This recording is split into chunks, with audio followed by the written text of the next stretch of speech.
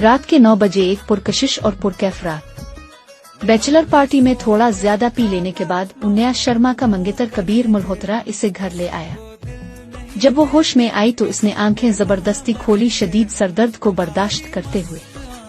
जैसे ही उसकी बीनाई बहाल हुई, वो धुंधली रोशनी में एक मर्द और औरत को एक दूसरे के साथ लबों में लब डाले देखकर दंग रह गई। वीडियो अच्छी लगे तो लाइक करना ना भूलें और चैनल को सब्सक्राइब करें। Don't forget to like, share, and subscribe. Hit the bell icon so you never miss the fun. ऐसा महसूस हुआ जैसे आसमान से बिजली गिरी हो। उन्नया ने बेयकीनी से इन दोनों को देखा जो उसके बिस्तर के पास खड़े एक दूसरे में महव थे। गुस्से की लहर उसके अंदर तेजी से अलिफा बेरनी लगी। रना बस करो, उन्नया अभी सुई ही है। कबीर ने औरत की कमर थाम कर इसे रोकते हुए कहा, क्या तुम्हें डर है कि तुम्हारी मंगेतर जाग जाएगी? रीना कपूर ने झुंझलाहट भरे अंदाज में कहा, तुम कल मुझसे शादी करने जा रहे हो तो आज की रात मेरे हो जाओ। बेबी तुम तो बड़ी शौक हो, चलो दूसरे कमरे में चलते हैं। कबीर ने दिलकश अंदाज में मुस्कुराते हुए कहा, नहीं, मुझे यही करना है, उसी के सामने। रीना ने फौरन कबीर की कमीज के बटन खोले और दोबारा इसके लब चूम लिए। उन्नया ने अपनी आंखों में आतरती हुए आंसू रोकने की बहुत कोशिश की, मगर वो आहिस्ता आहिस्ता इसके गालों पर बहने लगी। इसे कभी गुमान भी न था कि जिस शख्स से वो कल शादी करने जा रही है वो आज इसके सामने किसी और से बेवफाई कर रहा होगा।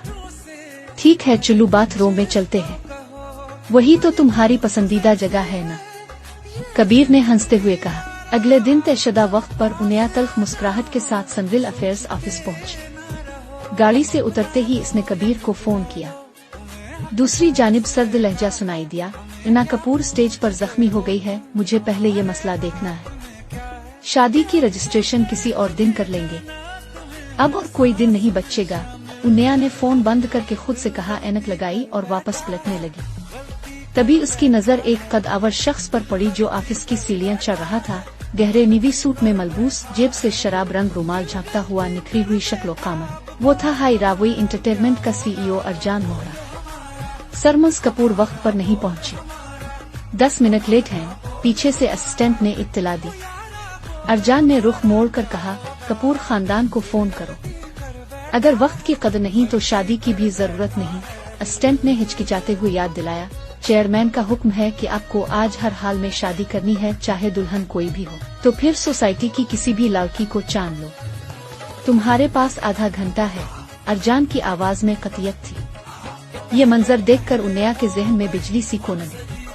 इसने धीरे से चश्मा उतारा, सीधी इस बावकार शख्स के सामने जा खड़ी हुई और नरमी से बोली, मिस्टर अरजान, आपकी दुल्हन नहीं आई और मेरा दूल्हा भाग गया है, क्यों ना हम आज एक दूसरे से शादी कर लें?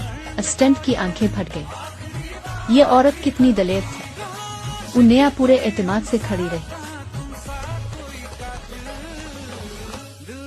अरजान ने ऐनक उतारी, सिया आंखों में हीरे जैसी चमक। चंद लम्हों बाद वो बोला, इसका पूरा प्रोफाइल दिखाओ। 2 मिनट में फाइल सामने थी। अरजान के होंठ जरा से हिले, ठीक है, और आधे घंटे के अंदर अंदर शादी के कागजात मुकम्मल हो गए। सुर्ख निकाह नामा हाथ में पकड़े उन्नया ने महसूस किया कि किस्मत ने इसे एक नई राह दिखा दी है। मिस्टर अरजान, क्या मैं 2 शर्तें रख सकती हूँ? उन्नया ने रोल्स राइस में बैठकर हिचकिचाते हुए कहा।